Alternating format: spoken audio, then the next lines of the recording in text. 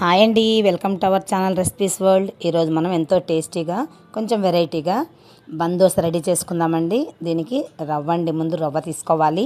సూజీ రవ్వ అంటాం కదా, అది వచ్చేసి 2 కప్స్ తీసుకున్నాను. అది కొంచెం పౌడర్ లాగా మిక్సీకి వేసేసుకోవాలన్నమాట. మరి మెత్తగా కాకుండా కొంచెం ఒక రౌండ్ వేసేస్తే సరిపోతుంది. మరి మెత్తగా పౌడర్ లాగా ఏం అవసరం లేదు, అలా కొంచెం మెదిగితే సరిపోతుంది అనమాట. దాన్ని వచ్చేసి మనం వేరే బౌల్లోకి షిఫ్ట్ చేసుకుందాము. నెక్స్ట్ వచ్చేసి దీంట్లోకి ఒక 4 స్పూన్స్ వచ్చేసి బియ్యపిండి వేసుకోవాలండి. కొంచెం బైండింగ్ కోసం అండి, అది రవ్వ అంటే అచ్చంగా రాదు కదా, అందువల్ల కొంచెం బైండింగ్ కోసం ఒక 4 స్పూన్స్ వచ్చేసి బియ్యపిండి వేసుకున్నాను.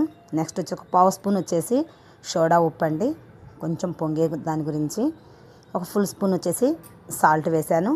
మొత్తం బాగా కలిపేసుకోవాలన్నమాట. దాంట్లో ఒక ఫుల్ బౌల్ వచ్చేసి పెరుగు కూడా వేసుకున్నాను అనమాట. పెరుగు వేసుకోవడం వల్ల చాలా టేస్ట్ వస్తుంది అన్నమాట బందోస కూడా. ఓకే, దాన్ని బాగా కలిపేసేసుకోవాలి.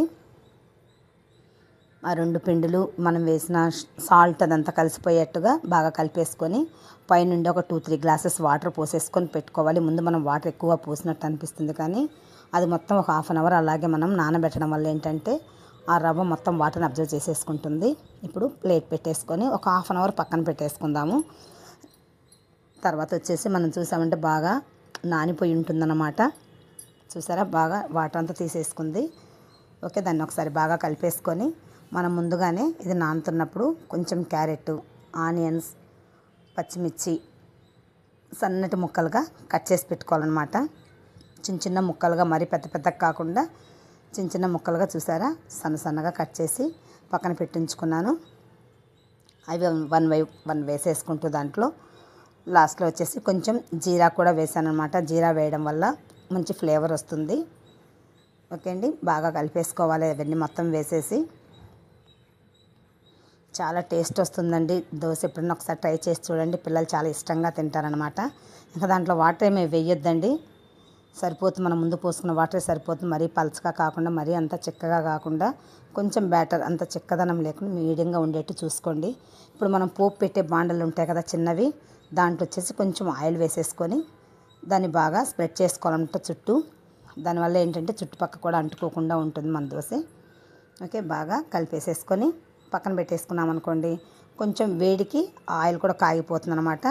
నెక్స్ట్ వచ్చేసి మనం ముందుగా బ్యాటర్ కలిపి పెట్టుకున్నాం కదా, అది ఒకే దగ్గర గుంటగా పొయ్యాలన్నమాట. చూసారా, అలా ఒక 2 గరిటెలు పోసామంటే సరిపోతుంది అనమాట. ఓకే, పైనుండి కొంచెంగా ఆయిల్ వేసేసి, అంటే ఏం సైడ్స్ అలా ఏం అంటుకోకుండా కొంచెంగా ఆయిల్ వేసేసి ప్లేట్ పెట్టేసుకుందాం. దానిపైన ఒక 10 నిమిషాలు అలాగే మీడియం ఫ్లేమ్లో పెట్టుకుందాము. తర్వాత తీసి చూస్తే చూడండి, బాగా అడుగునంతా వేగిపోయింది, మంచి కలర్ వచ్చేసింది అనమాట. ఇప్పుడు బ్యాక్ సైడ్ మొత్తం వేగింది. ఇప్పుడు మనం మళ్ళీ దాన్ని తిరగేసుకున్నాం కాబట్టి ఇటు సైడ్ కూడా వేగుతుంది. ఒక 5 నిమిషాలు అలాగే ప్లేట్ పెట్టేసి ఒక 5 నిమిషాలు అలాగే ఉంచేసేయండి. ఇటు సైడ్ ఎక్కువ టైం పట్టదండి, ఫస్ట్ వేసినప్పుడే కొంచెం టైం పడుతుంది. ఓకే, నెక్స్ట్ వచ్చేసి అలాగే ఉన్న పిండితోటి ఇంకా మిగతా దోశలు కూడా అలాగే వేసేసుకోండి. డైలీ వేసుకునే దోశల కంటే ఇది అప్పుడప్పుడుగా కొంచెం వెరైటీగా ఉంటుంది కాబట్టి ఇలా వేసి పెట్టండి, పిల్లలు ఎంతో ఇష్టంగా తింటారు. ఓకే అండి, చాలా సాఫ్ట్గా వస్తాయండి. చూడండి, సెకండ్ దోశ కూడా చాలా బాగా వచ్చింది. వెంటనే వచ్చేస్తుంది అనమాట, మనం ఇలా తిరిగేసినప్పుడు వెంటనే వచ్చేస్తుంది. అంతేనండి, ఎంతో సాఫ్ట్గా ఉండే బందోస రెడీ అయిపోయింది. చూసారా, లోపల మెత్తగా పైన క్రిస్పీగా చాలా బాగుంది. మేమైతే టొమాటో చట్నీతో తిన్నాము. మీ ఇష్టం, మీకు ఏ చట్నీ కావాలంటే అది వేసుకోవచ్చు. ఏ చట్నీ అయినా బాగుంటుందన్నమాట. ఎంతో టేస్ట్గా ఉండే రవ్వ బందోస రెడీ అయిపోయింది. అంతే, మీరు కూడా ట్రై చేసి మీకు ఎలా వచ్చిందో ఒకసారి కామెంట్లో చెప్పండి. ఓకే అండి, ఈ వీడియో మీకు నచ్చినట్టయితే లైక్ చేయండి, షేర్ చేయండి, సబ్స్క్రైబ్ చేయండి. Thank you for watching.